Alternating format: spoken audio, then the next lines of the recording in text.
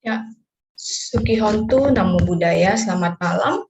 Yang kami muliakan para biku sangga Samanera Atasilani, yang kami hormati Bapak Ibu Saudara Saudari Sedama. Perkenalkan, saya Juliana yang akan memandu acara pada malam hari ini. Sungguh berbahagia kita dapat bertemu lagi dalam acara Dhammasaka Kaca Online season yang keempat, episode yang ke-54. Pada malam hari ini, Jumat 15 September 2023, dengan narasumber Upacarika Chandra Sentosa, dengan topik yang akan dibawakan, Kenapa Bahagia Tidak Memihakku. Tentunya acara ini diselenggarakan oleh KBTI Keresidenan Besuki dan ditayangkan secara live di Zoom dan channel YouTube Dhamma Meta Jember dan Dhamma Televisi. Kini marilah kita merenungkan share Dhammapada yang akan dibawakan oleh Bu Titik. Kepada Bu Titik kami persilahkan. Dhammapada Sukawaga Syair 197. Susukang wataji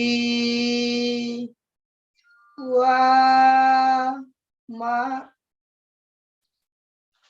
verine su awe rino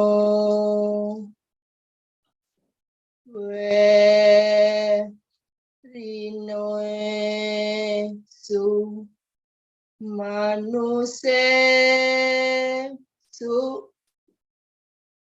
wihara ma awe rino.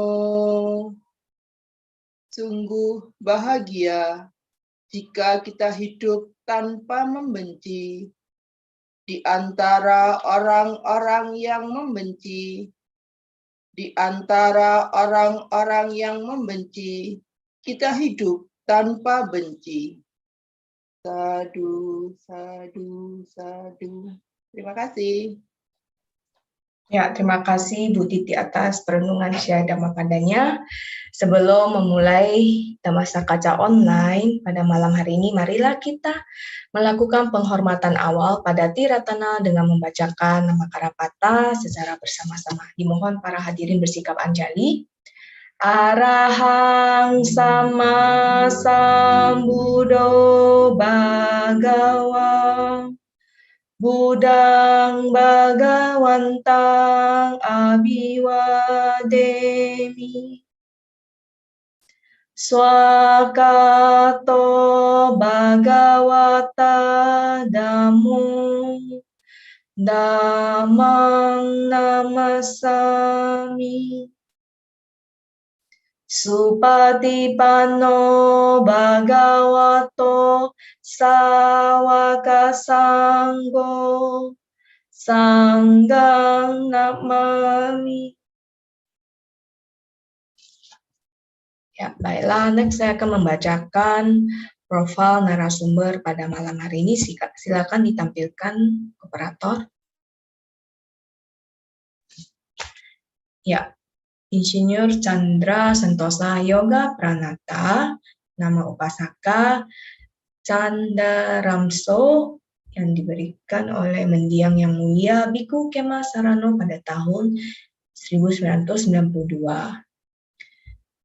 Sebelumnya pensiun bekerja di bank swasta dan sebagai pemimpin cabang, dan sekarang menjadi Upacarika Magabudi pada Juli 2022. Ya, demikian profil narasumber pada malam hari ini.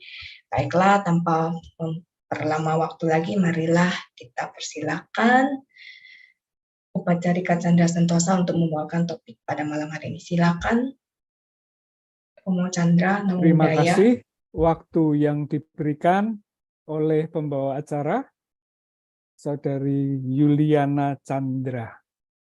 Ya. Ya, Pak.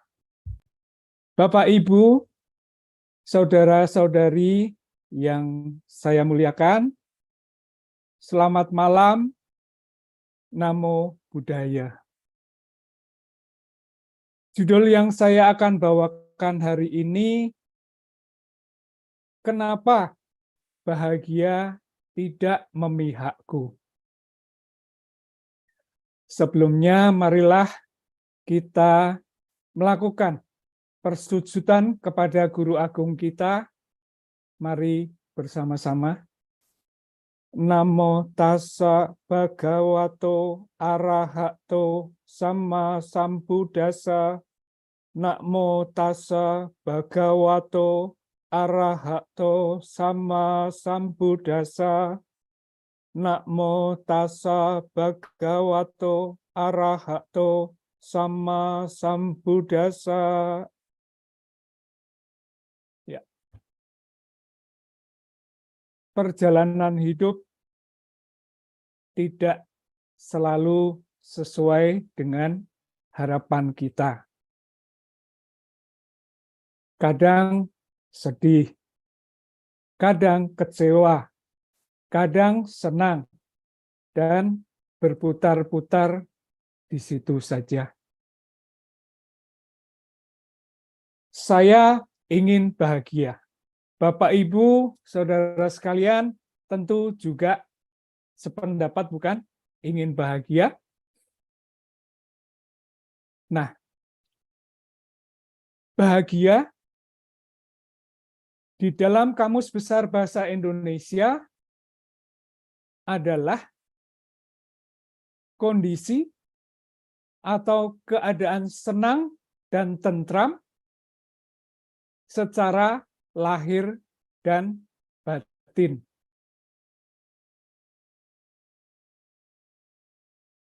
Kapan seseorang dikatakan bahagia?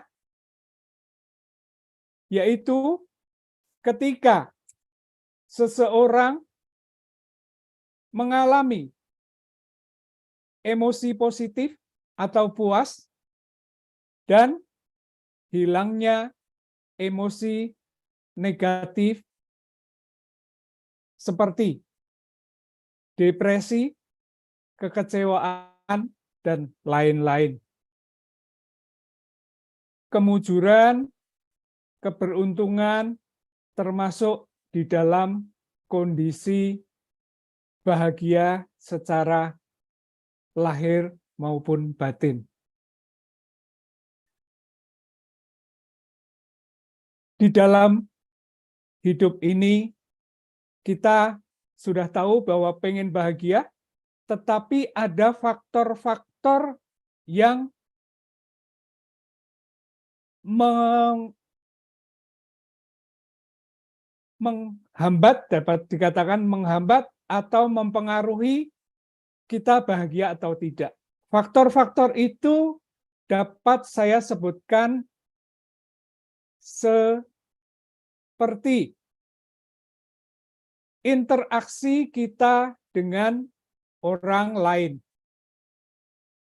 Di dalam hidup kita tentunya tidak bisa hidup sendiri. Suka atau tidak suka, mau atau tidak mau, kita harus berinteraksi dengan orang lain. Interaksi-interaksi ini akan menimbulkan reaksi yang beragam, seperti rendah diri atau tinggi hati, mudah marah, kecewa, dan sebagainya. Saya mengambil contoh interaksi dengan orang lain adalah sebagai berikut. Kita di dalam Buddhis tentunya mengenal berdana makan kepada biku, bante. Nah, itu saat berniat berdana makan kepada biku, tentunya kita dengan senangnya, dengan niat yang baik, niat yang tulus, saya besok akan berdana makan ke wihara, karena saya tahu bahwa di situ besok ada biku A. Lalu saya berbelanja, saya ngambil contoh, besok saya akan mempersiapkan mie goreng buat biku. Kita dengan senang, kita dengan gembira menyiapkan, dan kita berangkat ke wihara. Di sana bertemu dengan teman-teman sedama yang lain juga yang akan berdana makan kepada biku. Kita menyajikan dengan senang. Kita mengantre di antara teman-teman untuk menyampaikan kepada biku. Nah, sudah menjadi kebiasaan bahwa sesudah biku selesai makan, biasanya memberikan kesempatan kepada umat yang hadir untuk menikmati apa yang ada di sana. Nah, kita pun, saya pun termasuk yang turut menikmati di situ. Tanpa sengaja, saya melihat mie goreng yang saya buat tidak disentuh sama biku, sama Bante. Di situ sontak langsung merasa sedih, merasa kecewa. Kenapa saya yang susah-susah mempersiapkan, ternyata disentuh pun tidak.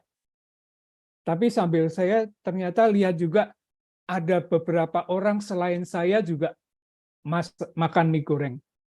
Masak mie goreng, mempersiapkan mie goreng. Nah, di situ sebetulnya kalau saya mau sadar,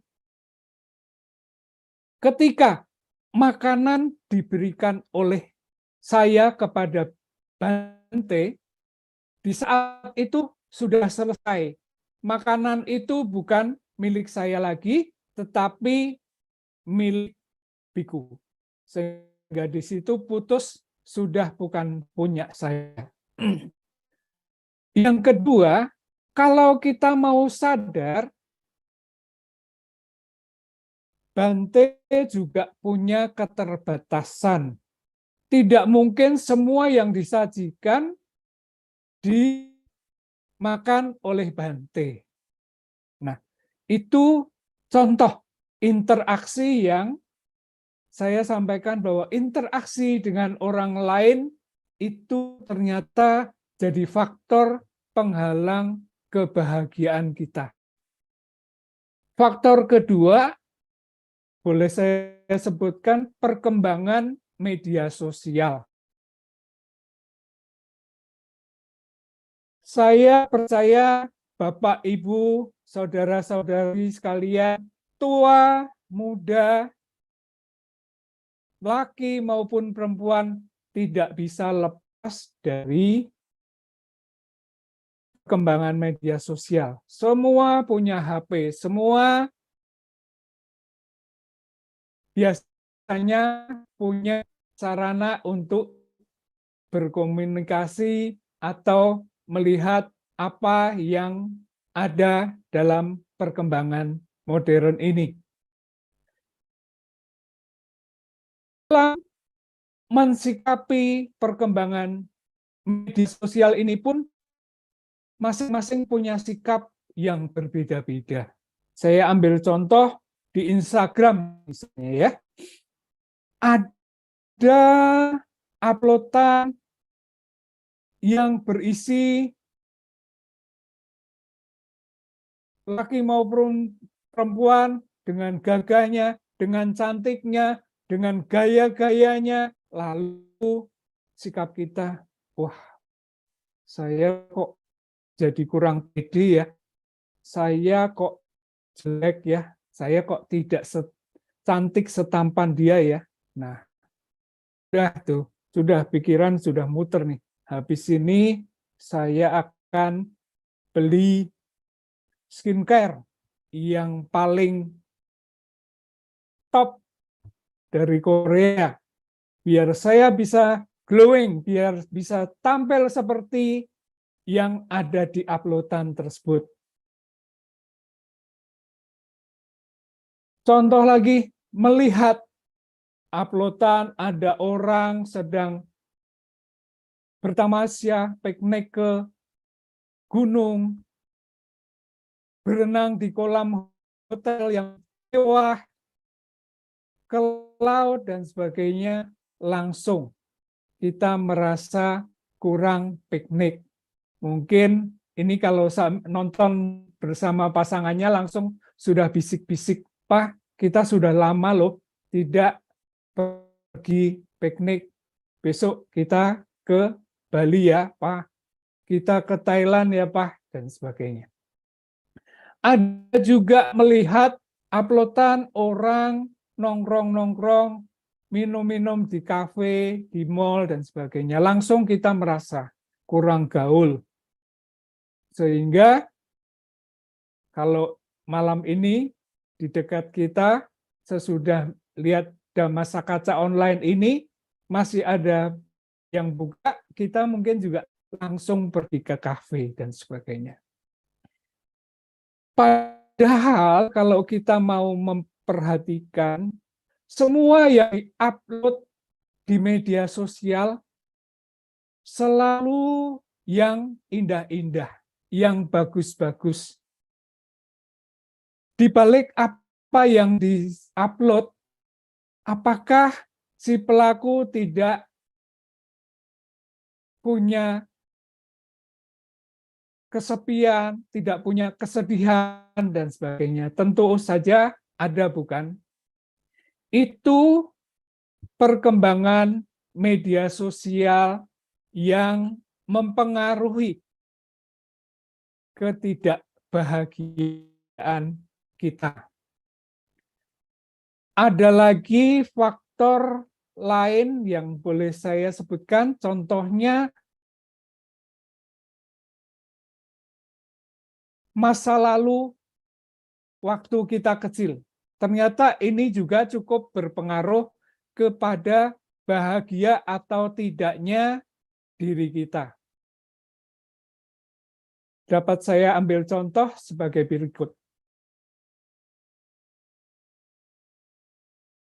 Orang zaman dulu, ya generasi saya itu, biasanya anak nggak cuma 1-2, mungkin 6, mungkin 7, 11, 12, itu kalau mau bikin kesebelasan juga bisa loh, gitu kan? Akhirnya seorang ayah karena sudah punya anak begitu banyak, seharian sibuk untuk mencari makan untuk memenuhi kebutuhan keluarganya di rumah. Demikian juga ibunya.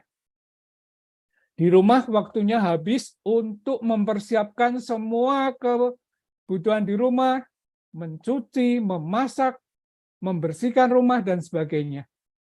Akhirnya yang terjadi adalah anak sulung biasanya kebagian tugas-tugas tersebut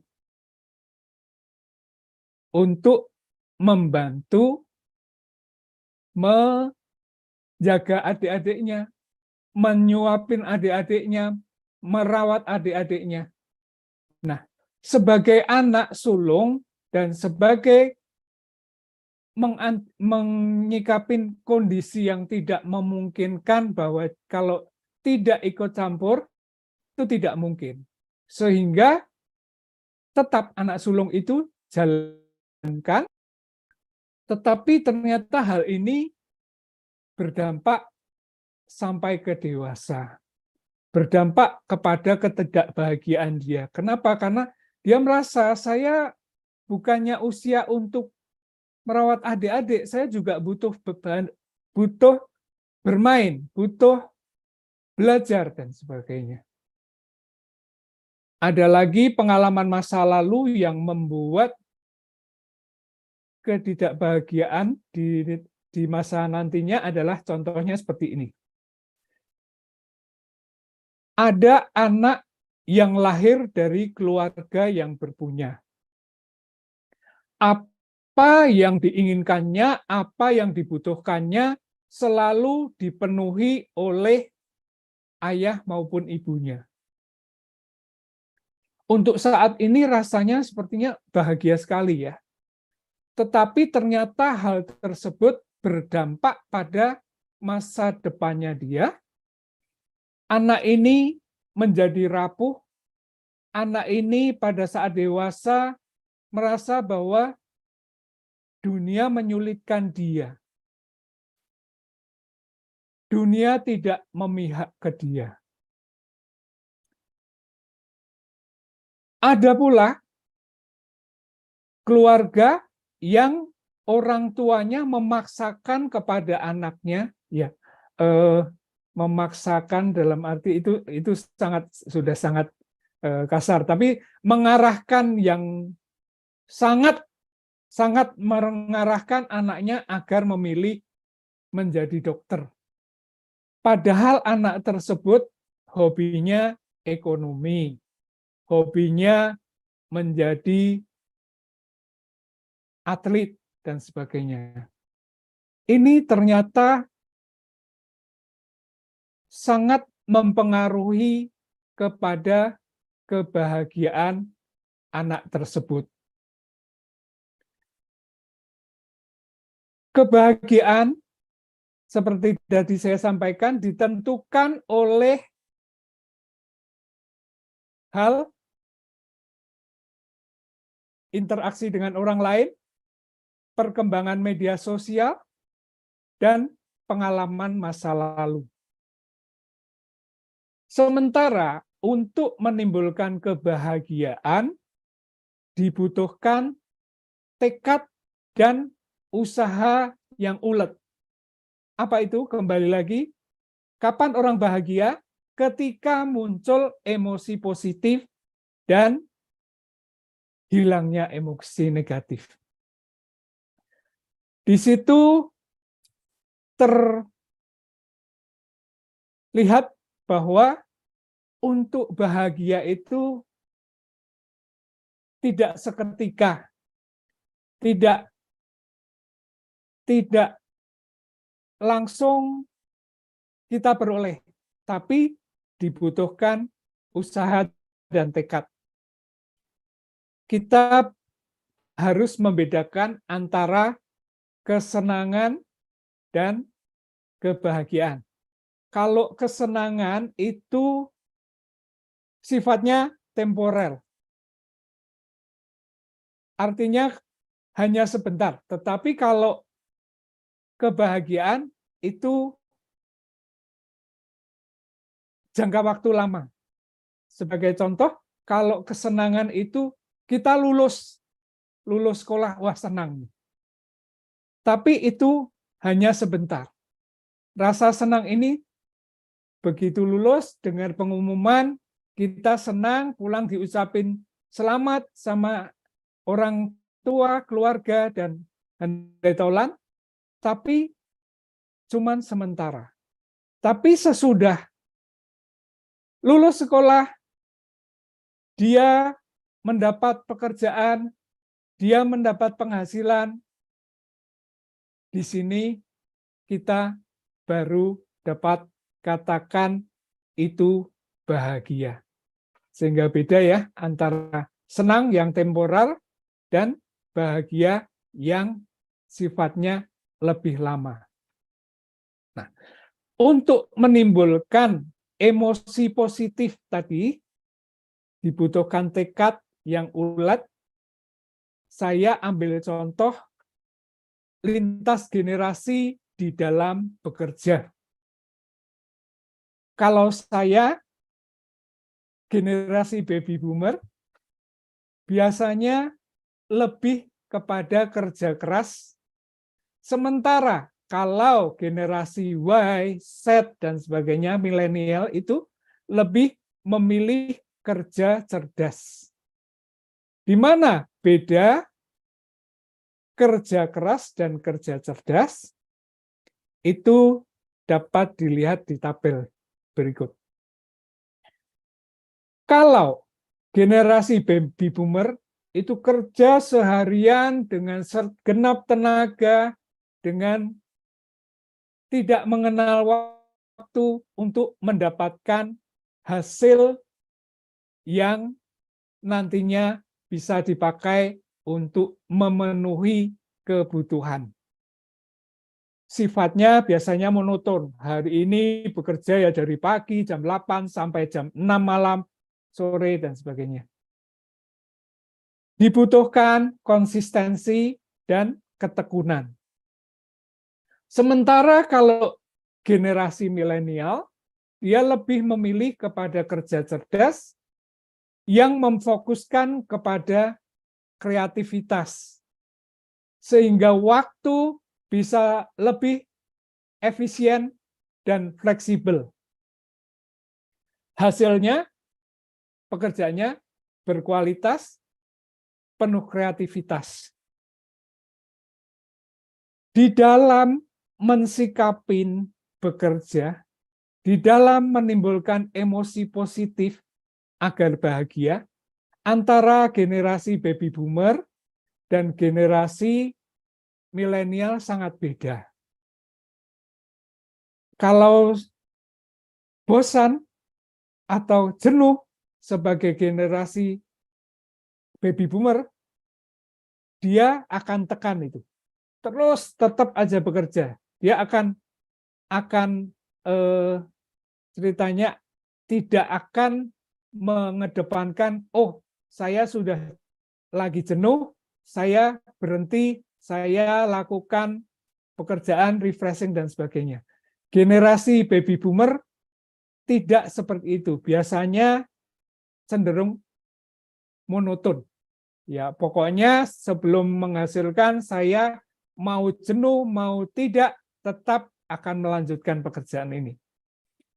Ini beda dengan generasi Y dan Z dalam mensikapi kejenuhan. Mungkin kita suka melihat generasi milenial yang pada jam kerja, dia ada di kafe, buka laptop. Kita melihatnya enak sekali ya, anak sekarang bukannya kerja tapi malah nongkrong-nongkrong, ngadepin laptop. Padahal kita kalau telusurin lebih dalam, ternyata dia di kafe itu adalah usaha dia untuk sikapi atas kejenuhan dia, tetapi bukannya tidak bekerja. Di situ dengan jari-jarinya, dia ternyata melakukan negosiasi, melakukan deal-deal dengan customer-nya. Atau dengan menghadap laptop, ternyata dia sudah untung atau sudah mendapatkan gain dari saham yang dimilikinya. Cuman ini bukan saya menyarankan ya, untuk saham ini harus punya pengetahuan, punya emosi yang tepat baru main saham. Nah, itu ternyata di situ beda antara generasi baby boomer dan milenial di dalam menimbulkan emosi positif agar bahagia, di dalam menghilangkan kejenuhannya, dan sebagainya. Selanjutnya, kita bahas sedikit mengenai sebetulnya bahagia-bahagia sederhana itu ada nggak sih? Gitu. Ternyata bahagia sederhana itu mudah loh didapat. Bahagia sederhana itu ketika kita mampu memberi dan mensyukuri apa yang kita miliki. Perhatian, memberi ide, memberi materi, atau mensyukurin apa yang kita punya, yang penting dengan tulus dan ikhlas. Kita lihat gambar ini. Dua anak yang terlihat bahagia sekali. Duduk di pematang sawah, ada nasi sebakul. Saya kira lauk pun paling satu, mungkin tempe goreng atau apa. Tapi mereka menikmati dengan bahagia, dengan air dalam ceret yang mungkin itu hanya air direbus, bukan hanya tidak seperti kita maunya harus kemasan, air kemasan dan sebagainya. Tapi di situ dia terlihat sangat bahagia dan menikmati. Kenapa? Karena ada keikhlasan, ada kegembiraan di dalam menjalani kehidupannya. Contoh lain lagi, saya biasanya menjelang Waisak itu ada teman yang selalu ajak saya, Pak, tahun ini ikut lagi ya Pak ke Pindapata Nasional ya. Ini mulai lagi tahun ini Pindapata Nasional lagi setelah vakum karena kemarin pandemi ya, dua tahun. Tapi setiap tahun mungkin saya sudah 8 kali ada kali. Nah, itu saya walaupun sudah tua, sudah umurnya cukup banyak, ajakan itu selalu saya okein dan boleh, saya ngomong, boleh.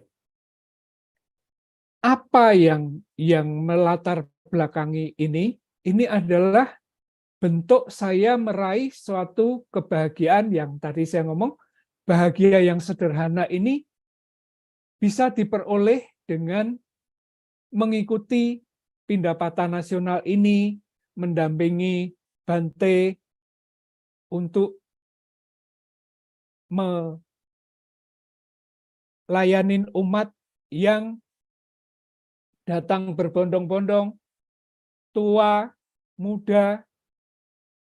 Saya melihat ada yang didorong pakai kursi roda, ada anak yang, maaf, cacat mental, ada orang tua dengan menggandeng anaknya, tapi satu sisi membawa barang-barang yang akan didanakan dengan sepertinya yang dibawa berat dan cukup banyak, tetapi mereka datang berduyun-duyun dengan perasaan gembira, dengan perasaan bahagia untuk bisa berkontribusi berbuat kebaikan. Tahun ini jarak tidak terlalu jauh, tetapi umat sangat rapat. Sehingga di dalam perjalanan itu pun ada bercandaan antara Bante dan saya. Bante tanya, masih jauh Pak? Itu dekat sekali Bante. Ternyata setelah kira-kira 20 menit belum putar juga. Bante sempat ngomong, ini umatnya antusias banget ya. Saya bahagia sekali. Saya sangat appreciate atas apa yang dilakukan oleh umat Buddha dan juga ada umat lain. Saya lihat ada beberapa umat lain yang berkontribusi di situ. Nah, di sini saya melihat suatu kebahagiaan itu sebetulnya mudah didapat di mana-mana, walaupun itu hanya sederhana. Menimbulkan emosi positif atas faktor-faktor ketidakbahagiaan sudah kita lakukan. Nah, ada beberapa hal yang perlu kita lakukan agar bahagia. Apa itu? Kendalikan pikiran. Di dalam Dhammapada pernah disebutkan pula, adalah baik untuk mengendalikan pikiran. Suatu pengendalian pikiran yang baik akan membawa kebahagiaan. Dhammapada 3 ayat 35. Nah, di situ pentingnya kita bisa mengendalikan pikiran, kita harus mengatur kapan ini merupakan keinginan, kapan ini adalah kebutuhan. Salah satu pengendalian pikiran agar bahagia adalah batasin antara keinginan dan kebutuhan. Hal lain, jangan menaruh harapan terlalu tinggi. Maksudnya begini, kita punya harapan, kita punya target, kita punya tujuan, sebaiknya kita golongkan pada target jangka pendek, target jangka menengah, dan target jangka panjang. Harapan waktu dekat, menengah, dan panjang. Sehingga di dalam jangka ini, jangka waktu pendek dan sebagainya, kita bisa berusaha keras, berusaha memenuhinya, dan pada saat yang tepat kita mengevaluasi. Akhir jangka ini kita evaluasi apa yang sudah kita lakukan ini sudah sesuai atau belum. Kalau belum, kita tingkatkan dan kita menuju ke jangka yang selanjutnya, waktu yang selanjutnya dengan lebih baik, lebih mempersiapkan diri dan sebagainya. Jangka pendek, saat ini saya punya anak TK. Saya tentunya akan memenuhi kebutuhan dia dari TK sampai lulus SD. Dengan sebaik-baiknya, setelah lulus SD, kita mulai mengevaluasi, oh ternyata tercapai. Kita lalu masuk ke harapan yang kedua, tahap yang kedua, tercapai lagi, oh kita ke yang tahap lebih 3, misalnya mempersiapkan biaya kuliah dan sebagainya. Di dunia kerja juga biasanya jangan punya harapan yang terlalu tinggi. Contohnya, baru masuk kerja, ilmunya baru cuman sebagai administrator, administrasi, tapi harapannya saya pengen jadi pimpinan perusahaan. Nah, hal tersebut saya kira terlalu tinggi, nanti kalau tidak tercapai, kecewanya berlebih-lebih. Bukannya tidak boleh punya harapan yang tinggi, tapi begini, melalui tahap-tahap. Misalnya, kita diterima sebagai administrasi perusahaan. Kerjakan itu dengan baik, dengan semangat. Biasanya atasan tahu prestasi kita, nanti dia akan promosikan kita, misalnya menjadi marketing dan sebagainya. Marketing adalah profesi yang cukup menjanjikan, dan di situ kita banyak bisa belajar, kita banyak bisa punya wawasan, kita bertemu banyak orang dan sebagainya. Dan setelah kita jadi marketing, kita punya harapan lagi, bahkan pada saatnya kita berpikir, saya akan lepas dari perusahaan ini, bikin perusahaan sendiri dan sebagainya. Itu silahkan saja, tapi melalui tahap-tahap tertentu, bukan maunya langsung jadi pimpinan misalnya. Langkah selanjutnya agar bahagia adalah berpikir positif. Pusatkan perhatian kita kepada hal-hal positif dari orang lain dan mengembangkan apa yang kita punya, apa yang positif dari kita, daripada memikirkan hal-hal yang tidak berguna, karena berpikir positif akan melahirkan semangat dalam menjalani kehidupan dan hasilnya pun biasanya positif. Jalani hidup tanpa membanding-bandingkan dengan orang lain. Artinya begini, kita adalah pribadi yang unik. Kita punya kekurangan dan kelebihan masing-masing. Sehingga kita bangun saja keunikan kita itu, kita kembangkan saja keunikan kita, dan berpikir positif tadi. Tidak usah membandingkan dengan orang lain agar kita bahagia. Yang selanjutnya, berdamailah dengan diri sendiri. Artinya kita harus bisa menghargai semua kemajuan yang ada dari diri kita. Kita tidak usah terlalu menyalahkan diri kita. Itu berdamailah dengan diri sendiri. Habiskan waktu yang berkualitas dengan orang yang berkualitas. Di sini saya mengambil contoh, misalnya kita suka beribadah, kita suka mengunjungi tempat ibadah.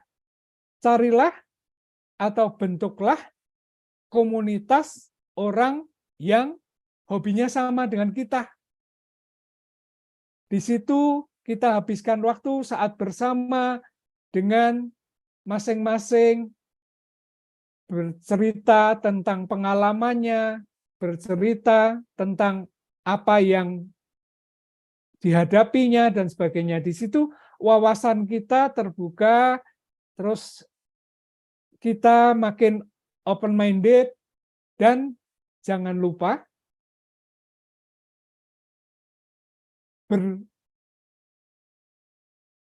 berkualitas, ketemu orang yang berkualitas, menghabiskan waktu yang berkualitas bersama mereka, mendapatkan pengalaman-pengalaman, mendapatkan informasi-informasi. Jangan takut, pada saat yang tepat mungkin ada prospek-prospek bisnis atau lain sebagainya yang kita dapatin, yang akhirnya akan membuat kita punya side job dan sebagainya. Di situ makin mempercepat bahagia kita.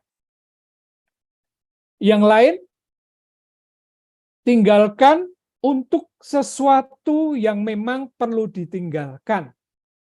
Misalnya, kenangan buruk, kelakuan buruk, dan juga pertemanan yang buruk. Sudah waktunya kita menyeleksi mana yang harus dipertahankan, mana yang harus ditinggalkan. Karena kita kalau berkutat kepada kenangan buruk saja, kelakuan yang buruk saja, pertemanan yang toksik, kita akan di situ-situ saja, dan rasanya bahagia tidak memihak kita, dan bahkan rasanya jauh sekali dari bahagia. Selanjutnya, ambillah waktu khusus untuk diri sendiri. Orang sekarang lebih menyebutnya me time. Kadang untuk menimbulkan emosi positif dan sebagainya, perlu kita menyendiri, mendengarkan musik kamar sendiri untuk beberapa saat, atau sekarang banyak program-program meditasi, one day mindfulness misalnya, atau 3 hari dan sebagainya. Bahkan ada beberapa teman yang rutin ikut yang sampai 10 hari. Itu cukup membantu kita untuk menimbulkan emosi positif dan mengarah kepada bahagia. Selanjutnya, teruslah berbuat baik. Yakin, kebahagiaan sudah dalam genggaman kita. Dalam Dhammapada 1, ayat 18, dikatakan, di dunia ini ia berbahagia, di dunia sana ia berbahagia. Pelaku kebajikan berbahagia di kedua dunia itu. Ia akan berbahagia ketika berpikir, aku telah berbuat bajik, dan ia akan berbahagia lagi ketika berada di alam bahagia. Selanjutnya, agar kita bahagia, lakukan hal ini. Syukuri apa yang ada, hidup adalah anugerah. Nah, sekali lagi, itu bersyukur atas apa yang dimiliki, keluarga yang baik, pertemanan yang baik, lingkungan yang baik, dan sebagainya, itu kita lakukan dengan tulus, di situ akan memperoleh kebahagiaan. Yang terakhir, kita mengenal anicca. Segala yang terkondisi adalah tidak kekal. Dengan anicca ini memungkinkan kita yang saat ini dalam kondisi tidak bahagia, itu perasaan kita juga, pada saat yang tepat pasti bahagia kita raih. Demikian apa yang saya bisa sampaikan. Semoga bermanfaat. Waktu saya kembalikan kepada pembawa acara. Silakan. Ya, Anumodana Romo Chandra. Ya, cukup padat materi malam hari ini, Romo. Ya, judulnya juga sangat ini sih. Kenapa bahagia tidak memihakku? Sebenarnya kalau dipikir ya bisa buat stres aja ya, Romo ya. Bagusnya bersyukur ya. Betul ya. Mungkin ini Romo, saya mau bertanya. Misalkan untuk kita berumah tangga, mungkin bisa kasih tips untuk kegiatan sehari-hari, me time itu bagusnya gimana? Apakah harus rutin meditasi atau gimana, Romo? Yang berkualitas, yang spend time with orang yang berkualitas. Ini ya. Idealnya. Soal meditasi, saya tuh masih bolong-bolong ya. Maksudnya kadang pengen lakukan meditasi, kadang banyak bolongnya lah gitu. Tapi yang saya boleh katakan adalah gini. Setiap hari itu sebaiknya kadang kita bertanya, satu kebajikan apa sih yang paling tidak saya bisa lakukan hari ini? Manfaat apa sih yang saya bisa berikan untuk orang sekitarnya atau diri saya? Itu sih yang mungkin saya bisa sampaikan. Jadi satu hari minimal satu kebajikan ya, Romo ya? Ya, mencoba seperti itu ya. Ya, sadu. Ya. Tadi saya sempat membacakan profil Romo sebagai ini ya Romo ya Maga Budi ya, betul ya? Ya, baru masuk tahun lalu. Oh, baru masuk tahun lalu. Iya, itu Iya. yang kita ngomong bahwa segala sesuatu sebetulnya kalau pengen jalankan saja. Mungkin dulu saya pikir jangan dulu, masih kerja, masih banyak Sibuk. urusan, gitu kan. Itu sih. Oh, jadi baru masuknya tahun lalu ya Romo ya? Iya. Ya. Berarti kalau kita masuk sebagai pengurus gitu memang harus lihat timingnya atau bagus. Oke, bisa mengatur waktu terus langsung masuk gitu. Bagusnya soalnya kan Anica kan Romo, maksudnya kan anything can just happen gitu loh. Bagusnya gimana? Atau harus nunggu pensiun dulu? Ya itu yang saya lakukan mungkin telat, tapi telat, ya. ternyata kalau saya pikir ya udah pokoknya sekarang berpikir aja yang pengen dilakukan, lakukan. Contoh lain ya. Saya itu mungkin sudah dari 30 tahun, teman saya itu sudah ngajak, yuk donor darah Saya juga rutin donor darah. Saat itu banyak sekali alasannya yang bilang, gua lihat jarum aja, lihat darah aja ngeri, dari dulu takut, cari pembenaran. Terus saya pokoknya nggak mau lah, ngeri lah, lihat nanti kalau pingsan dan sebagainya, gimana? Gitu. Akhirnya hal tersebut saya tunda-tunda, sampai suatu saat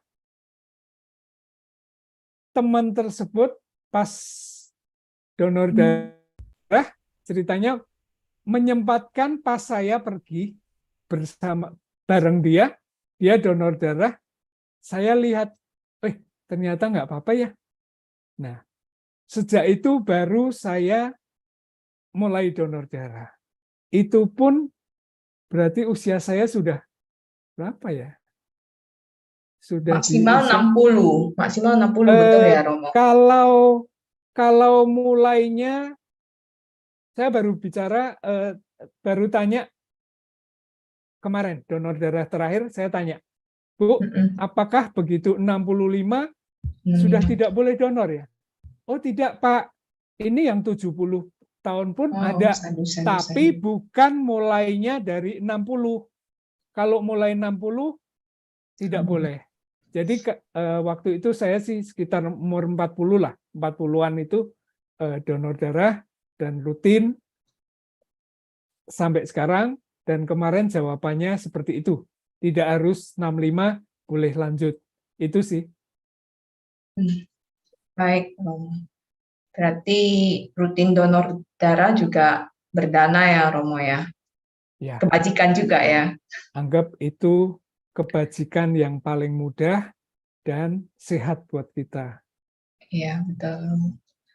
Oke, kita lanjut ke pertanyaan berikutnya.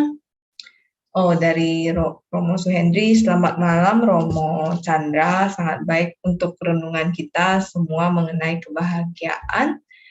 Mohon diberikan penjelasan berdasarkan pengalaman, mengapa banyak rumah tangga tidak bahagia, percecokan antar pasangan, orang tua dengan anak, menantu dengan mertua, dan lain sebagainya. Agar para pendengar bisa mendapatkan cara agar bahagia. Terima kasih. Silakan Romo Chandra. Begini ya, soal percekcokan dengan pasangan dan sebagainya, itu bukannya saya tidak mengalami. Setiap rumah tangga mengalami itu, kita akhirnya cuma berpikir bahwa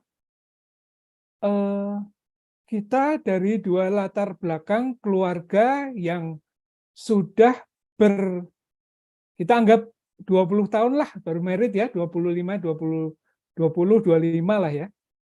Umur 25 sudah dibawa dengan keseharian dia, tradisinya dia, dan saya juga dengan tradisi saya dipertemukan di usia 25 dengan tabiat dan karakter masing-masing. Apakah itu untuk disatukan? Bisa, tidak. Disatukan tidak. Tapi ternyata lama-kelamaan yang perlu disadarin adalah, ya, kalau sudah menerima bahwa kita jadi satu keluarga yang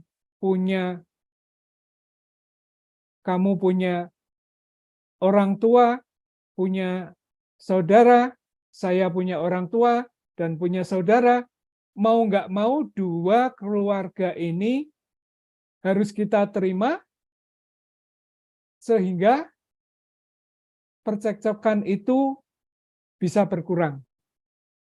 Dan harus menyadari bahwa akhirnya percekcokan yang tidak berkunjung padam itu dampaknya tidak baik untuk semuanya.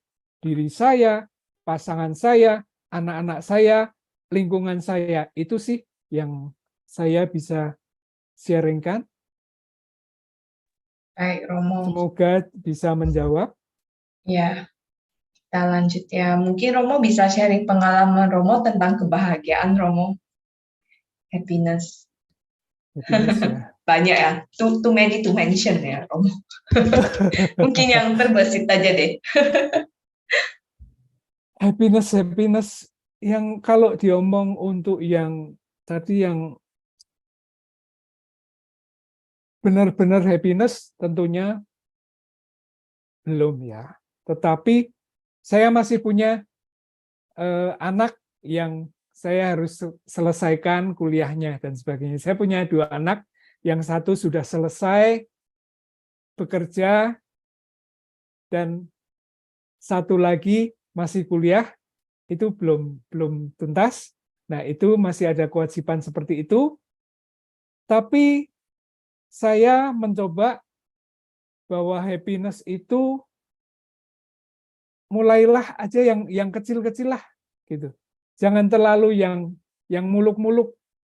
Yang lain kita jalanin, kita terus tanam kebaikan, saya kira nanti semuanya larinya happy ending. Itu sih.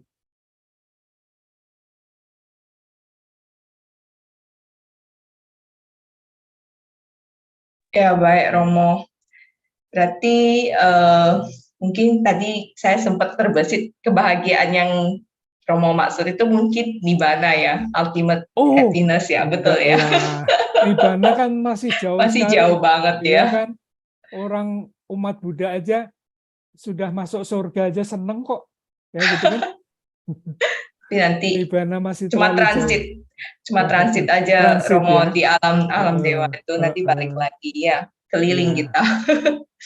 Ya, apa kita lanjut lagi ke pertanyaan berikutnya, apa definisi kebahagiaan secara umum yang menurut Buddhisme beda dari pandangan umum? Silakan Romo Chandra. Buddhis diingatkan bahwa kita itu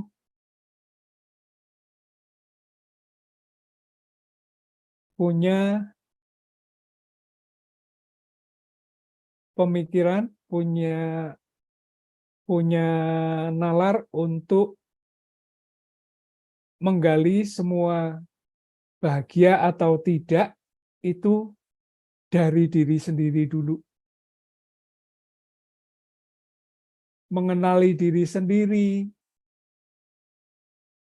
melakukan perbuatan-perbuatan baik, menjalani jalan utama berunsur 8, itu pun belum bisa, ya kan?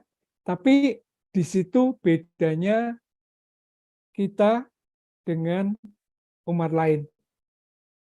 Kita tidak mengandalkan kebahagiaan itu dari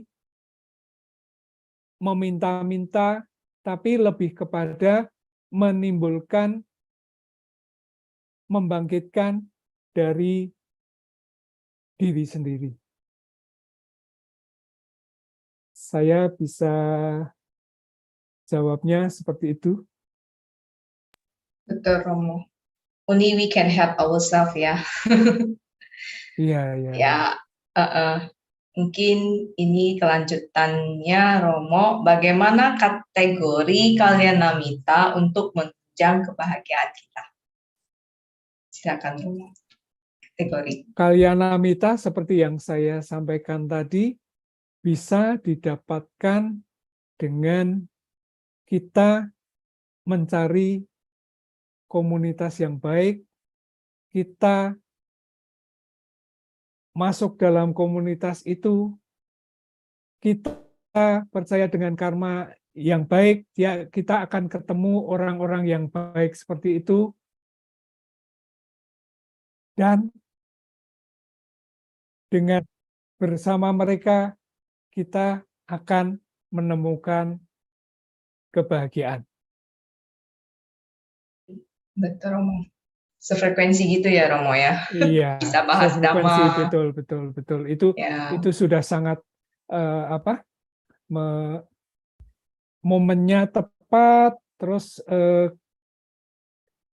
ketemunya tepat. Biasanya kawan-kawan frekuensi itu pun juga jadi pendorong untuk kita bahagia tadi. kadang bahas dhamma itu seperti, maksudnya 3 jam tapi serasa 30 menit gitu, Romo. Oh gitu. Nggak terasa waktu cepat berlalu. Iya. Oh iya ya, jam 8 lebih ya. Jam 8. Ya, kita lanjut lagi ke pertanyaan berikutnya. Bagaimana bisa tetap bahagia ketika kita bersama dengan berada di lingkungan toksik? Silakan, Romo.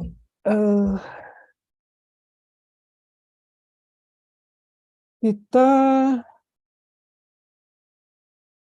di lingkungan toksik itu, tapi kalau saya mau ngomong nanti terakhirnya adalah kita harus berani keluar ya. Tapi selama kita di lingkungan itu, tentunya bukan yang sangat parah. Selama tidak parah, seperti kita ngomong deh, di dunia kerja deh. Di dunia kerja itu semua karakter ada. Karakter yang suka baik-baik, kelihatannya baik, ya kan? Karakter yang kelihatan sekali kalau tidak suka sama kita. Karakter yang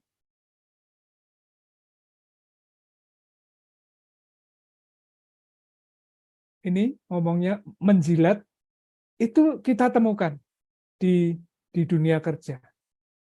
Nah itu, tapi kita harus ingat lagi, kita bekerja itu kan untuk kita sendiri.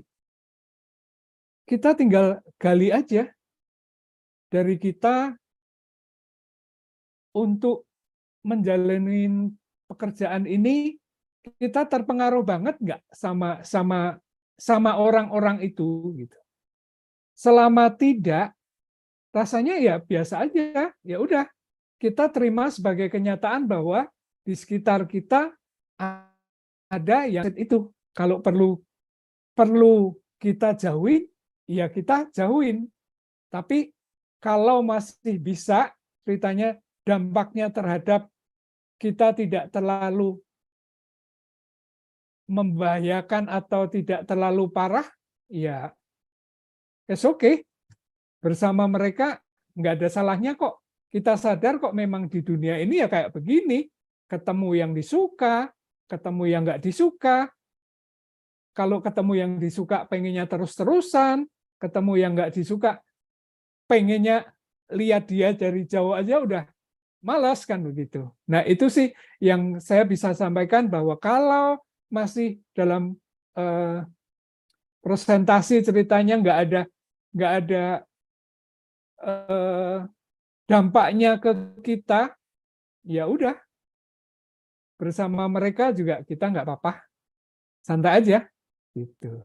Betul ya, Ada Romo. kok banyak tuh di pekerjaan. Istilahnya ketemu musuh masa lampau ya, Romo ya. Ya, anggap ini ya, anggap Statementnya. habisin karma Ya, buruk ya, itu. melunasi. Melunasi, betul, Ya, melunasi. melunasi karma-karma masa Iya, lampau. iya. Ya, baik Romo. Kalau misal ini ada pertanyaan masuk, Romo, dalam wihara kan banyak drama tuh, Romo. Apa yang harus kita lakukan? Berbuat baik pun masih difitnah gitu. Mohon arahannya. Silakan, Romo. Kembali lagi, kita tujuannya ke wihara itu untuk siapa sih? Untuk diri sendiri atau untuk menghadapi mereka, gitu kan? Kita ke wihara tujuannya berbuat baik, biar bisa ceritanya naik kelas ya. Kita nggak timbul kebencian, tapi memang tidak mudah kan. Untuk naik kelas itu kan memang kita kayak ada apa ya, ujiannya kan banyak gitu. Tapi kembali lagi bahwa kita tujuan utama ke wihara itu untuk orang lain atau untuk diri kita gitu. Itu sih. Ya, Semoga bisa menjawab. baik Romo. Ya, seperti kita sekolah naik kelas juga harus belajar dulu ya, Romo ya. Betul. Ujiannya kan juga ada kan? Gitu. Ya, betul. Ini ada pertanyaan lagi dari Romo Suhendri, bagaimana pandangan Romo kepada orang-orang yang sibuk mengejar materi dengan harapan bahagia dengan materi yang dimiliki. Setelah mendapat materi, kenyataannya tidak bahagia. Apa yang harus dilakukan? Silakan Romo. Nah, ini saya mengumpamakan bahwa hidup bukan untuk uang. Tetapi apa-apa yang di sekitar kita, baru bangun tidur saja sudah harus harapan, harus punya uang untuk beli. Kita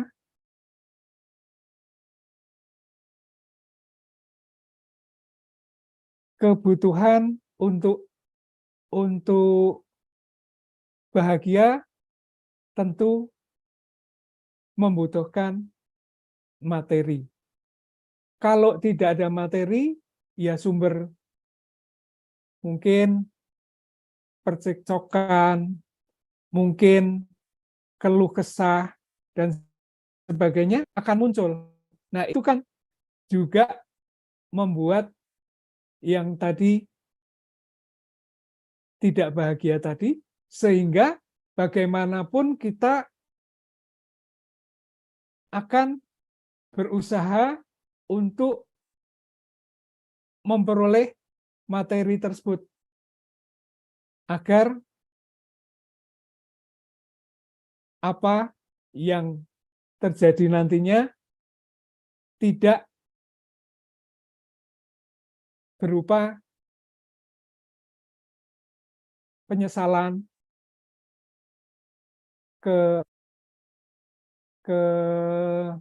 ketidakbahagiaan dan sebagainya.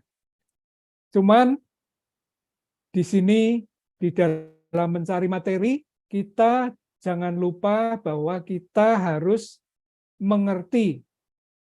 Kita ini mencari materi untuk mengejar keinginan atau cukup memenuhi kebutuhan. Itu aja. Dan itu standar itu masing-masing orang berbeda. Sampai di mana ini kami sebut kebutuhan, sampai di mana ini keinginan. Itu tiap orang berbeda. Di situ yang saya sampaikan, semoga bisa menjawab. Ya, Anumodana atas jawabannya, Romo. Ini kita lanjut lagi ke pertanyaan berikutnya, bagaimana tindakan yang harusnya kita lakukan kalau orang yang sedang tidak bahagia dan penuh masalah? Silakan, Romo.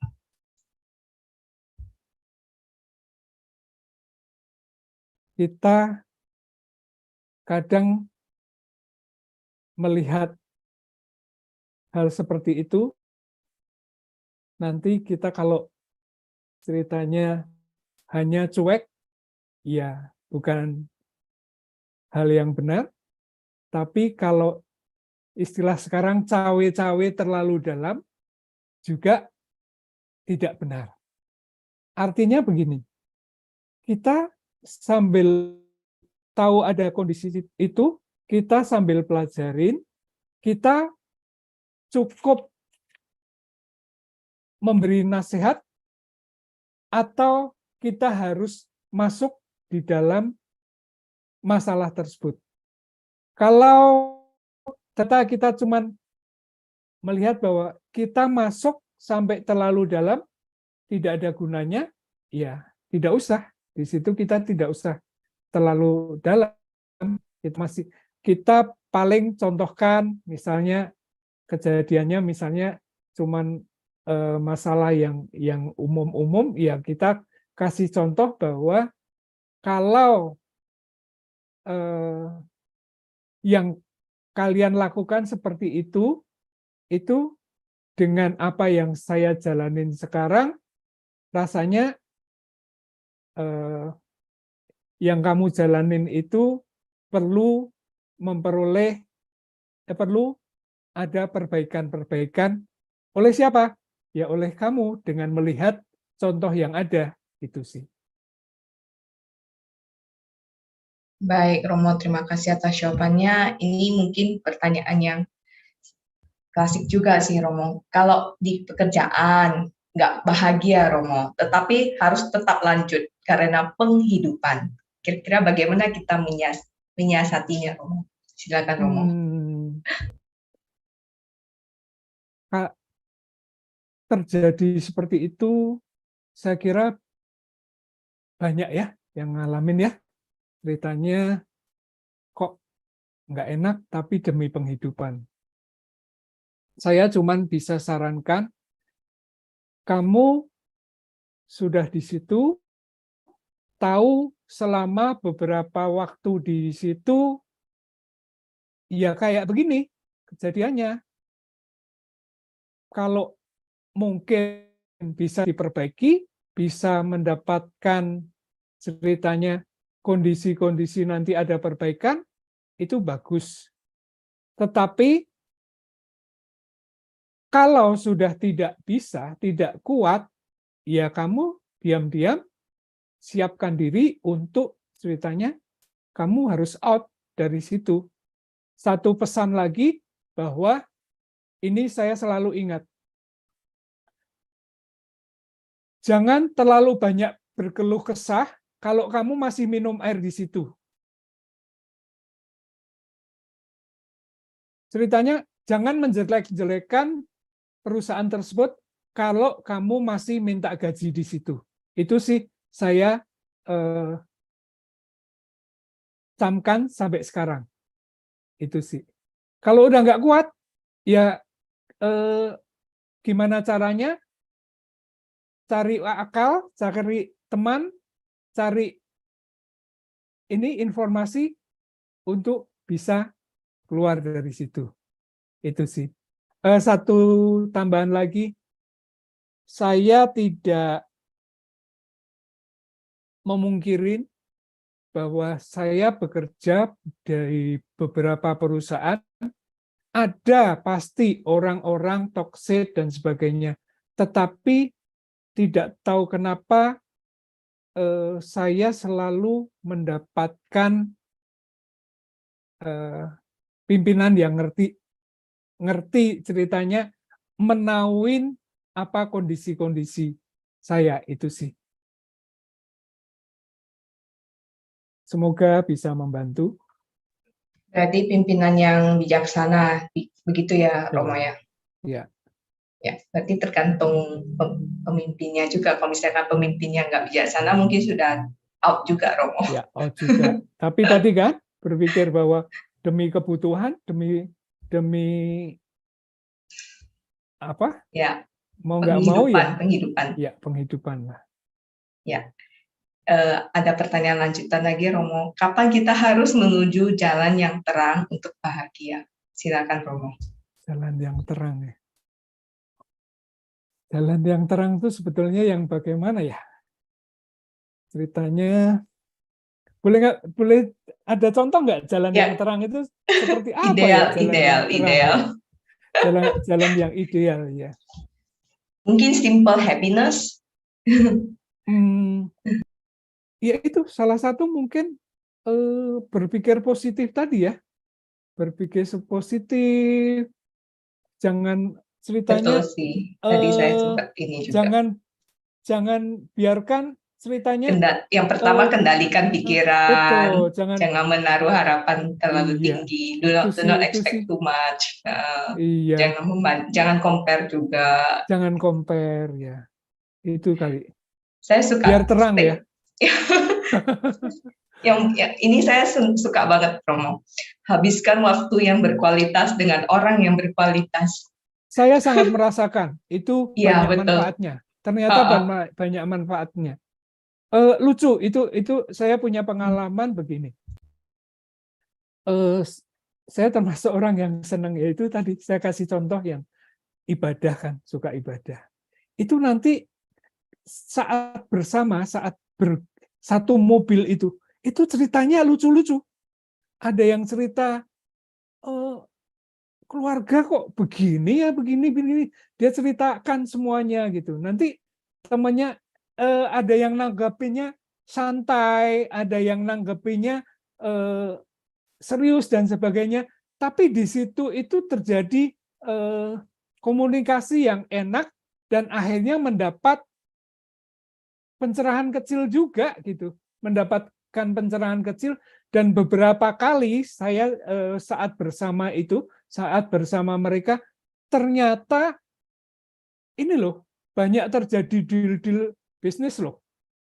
Nah itu bukan kita orientasinya ke materi ya, tapi jangan takut kadang dalam kondisi ceritanya asal lo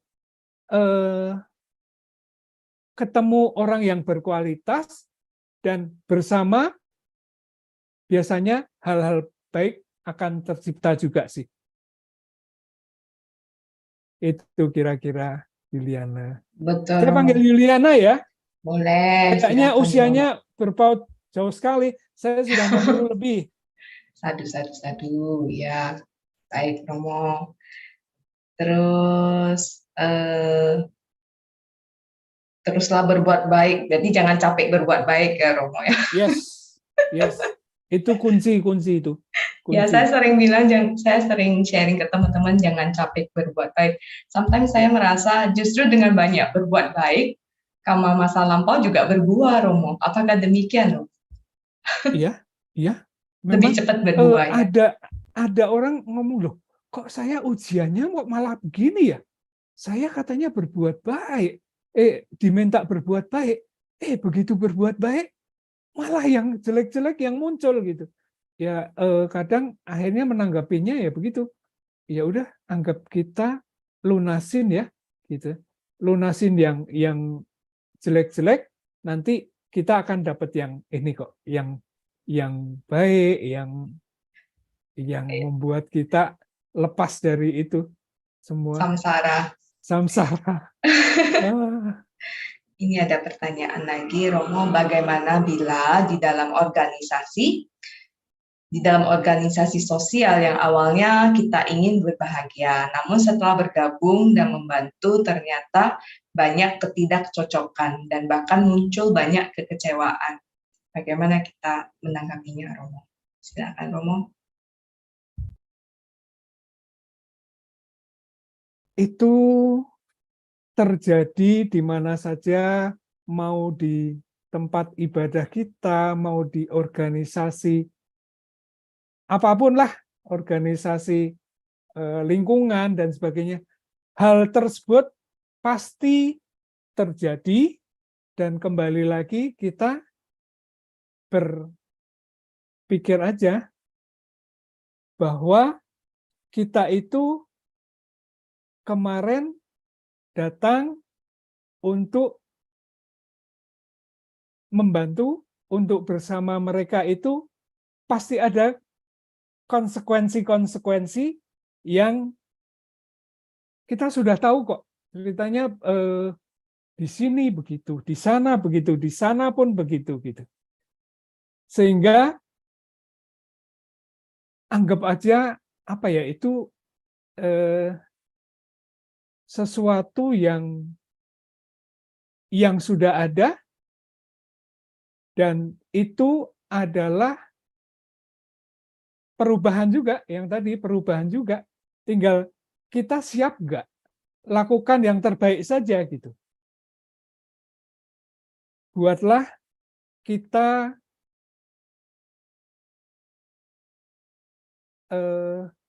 senyaman mungkin di situ. Tapi kalau sudah tidak nyaman, sudah melampaui ambang batas atas, ya kita putuskan. Tadi, tinggalkan, lepaskan yang memang sudah wajar kita lepaskan. Kayaknya gampang ya jawabnya, seenaknya aja ya gitu. Tapi ya memang begitu sih ya menurut saya. Mau gimana ya? Jadi saya jadi teringat sebuah lagu TK, Romo. Gimana tuh? Di sini senang, di sana senang, di mana-mana pun senang. Itu jadi happy selalu ya. Begitu. Iya, idealnya Ya. begitu. Itu dipakai juga ada ini agama apa? Bukan. Ya pokoknya agama tokoh tetangga agama yang menggunakan itu untuk remind kembali kalau remind kembali. Ya. Happiness in every moment ya. Betul. Betul. Baik, Romo, mungkin sebelum kita tutup mau memberikan closing statement, Romo, untuk kesimpulan topik pada malam hari ini. Silakan, Romo.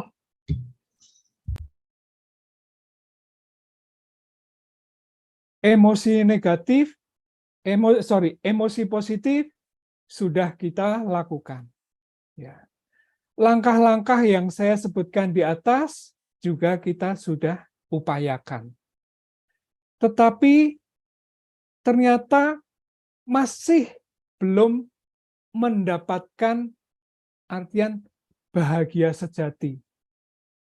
Bagi saya, mungkin begini, jalanin saja, tuntaskan saja apa yang kita terima saat ini, dan dengan lantang kita berani mengatakan bahwa kita ini bukan permainan masa lalu.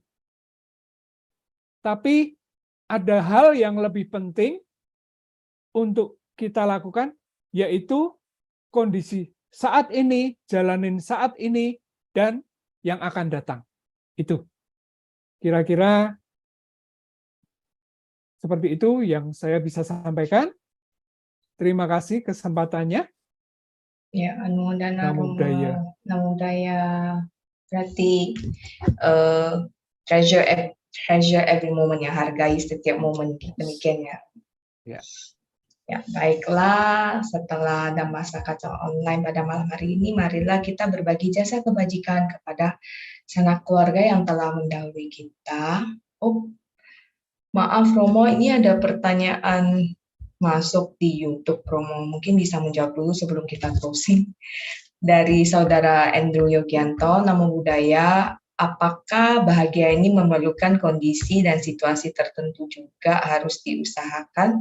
Mungkinkah maksud dari bahagia tidak memihakku karena aku tidak berusaha mengkondisikannya? Terima kasih.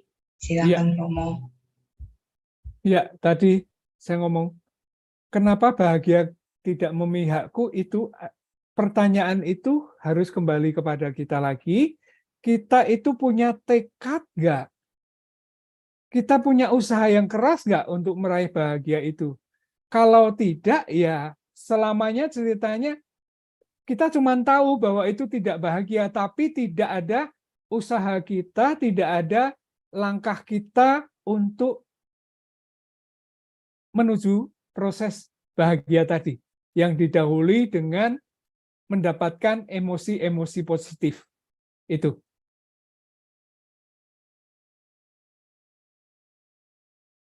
Ya, baik Romo. Baiklah, tiba saatnya kita berbagi jasa kebajikan kepada sanak keluarga yang telah mendahului kita dan semua makhluk yang berhubungan karma dengan kita. Mohon berkenan kepada Romo Chandra Sentosa untuk memimpin pelimpahan jasa pada malam hari ini. Silakan Romo. Ya, kebetulan sekali hari ini adalah hari lahir papa saya yang walaupun sekarang sudah berpulang. Semoga apa yang kita lakukan, perbuatan-perbuatan baik yang kita lakukan hari ini akan kita limpahkan kepada leluhur kita, kepada orang tua kita, dan semua leluhur yang ada ikatan karma dengan kita. Semoga mereka dapat mengetahui, dan apabila mereka tidak mengetahui, biarkan para dewa memberitahukannya. Punya sidani katasa, yanani katani me, tek sanca bagino hontu, satanan tapamanaka yepia gunawan taca mayang mata pita dayo ditame saya ditawa anye majatawerino sata titanti lokasming te buma catu yonika panceka catu wokara samsaran tak bawa bawe natang ye patidaname anumo dantu te sayang ye jimang napa jananti dewa te sang niwedayong maya dinana punyanang anumo dana hetuna sabe sata sada hontu awera suka jiwino kema padan capa pontu te sasa si jatang subah. Sadu, Sadu, sadu. Ya. Nama Karapata, Arahang sama sambudo bagawa, budang bagawantang abiwademi, swakato bagawata damo, damang namasami, supatipano bhagavato sawaka sanggo sanggam namami. Sabe sata bawantu skitata. Semoga semua makhluk berbahagia. Sadu, sadu, sadu. Ya. Saya mewakili keluarga besar KBTI Kresidenan Besuki mengucapkan Maha Anumodana kepada Romo Chandra Sentosa yang telah meluangkan waktu sharing dhamma dengan kita semua yang hadir di Zoom maupun YouTube. Semoga karma baik yang tercipta hari ini bisa bermanfaat kepada semua makhluk. Selanjutnya kita ke slide announcement. Silakan ditampilkan operator. Terima kasih.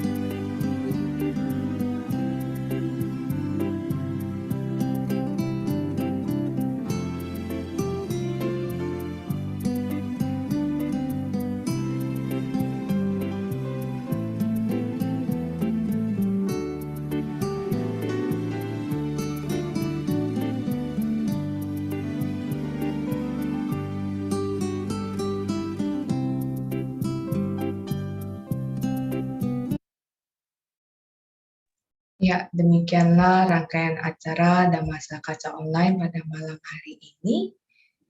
Kami mohon maaf apabila ada yang kurang berkenan dan terima kasih yang sebesar-besarnya kepada para hadirin yang telah mengikuti sesi Damasa Kaca Online. Terima kasih juga kepada panitia yang bertugas pada malam hari ini. Semoga kita terus bersemangat melakukan kebajikan melalui pikiran, ucapan, dan perbuatan. Saya Juliana mohon pamit. Suki Hontu, selamat malam, Namo Buddhaya.